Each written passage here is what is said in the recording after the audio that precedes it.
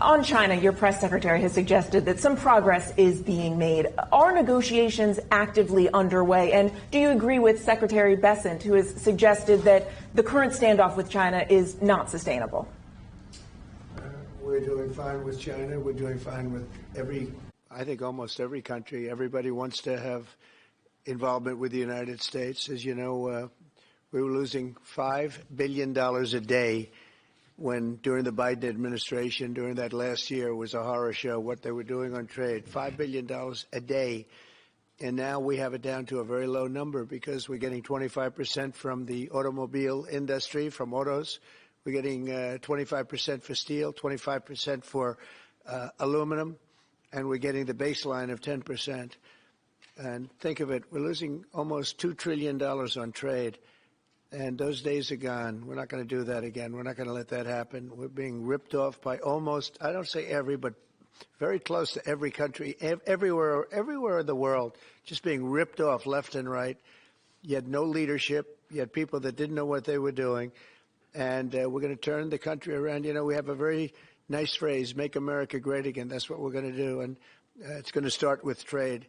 We're doing really well. I see the stock market was up nicely, but this is a transition period, and it's going to be a little while, but we are doing well with every country. Ultimately, we have something they want, and you have to view it that way. We have something they want, and they want very badly.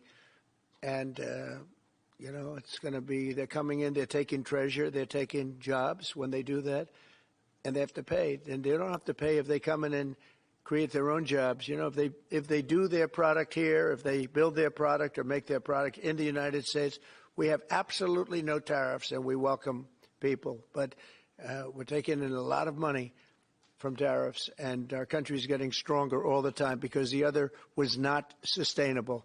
But how many times started with China? Are you going to play hardball with them? Are you going to mention COVID? Well, I'm not going to say. No, I'm not going to mention COVID.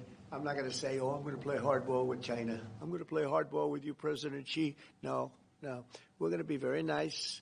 They're going to be very nice, and we'll see what happens. But ultimately, they have to make a deal because otherwise they're not going to be able to deal in the United States. And we want them involved, but they have to, and other countries have to make a deal.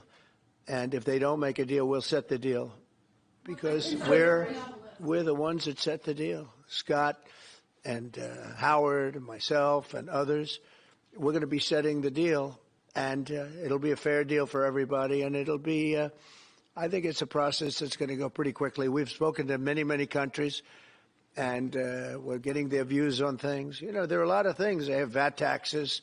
They have everything you can have. Don't forget, as an example, the European Union was set up to take advantage of the United States. That's why it was set. And they've done that, but they're not doing that anymore. Yeah.